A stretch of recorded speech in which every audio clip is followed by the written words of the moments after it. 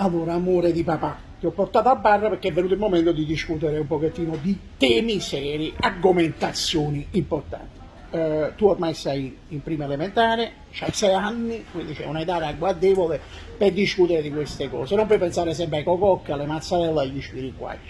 Eh, Parliamo dei problemi, diciamo, della crisi del nostro paese, no?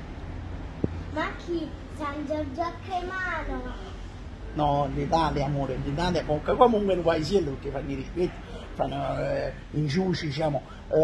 Non so se hai saputo se nel tuo ambiente si è già parlato del fatto che si è dimesso il presidente. Ma chi? Presidente del Napoli? No, e chi quando si dimette? No, no, chi non si dimette l'allenatore si dimette il presidente del consiglio, capito? Ma perché chi l'ha dato il consiglio? Nessuno, infatti perciò si è dimesso. Cioè, poi hanno dato consigli sbagliati persone che diciamo te li raccomando, amore mio. Sai chi? Allora, una si chiama Melluna. Buono il melone.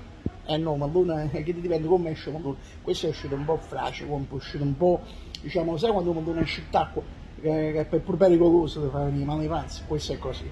Poi c'è quello della Lega, Ma perché chi lo lega?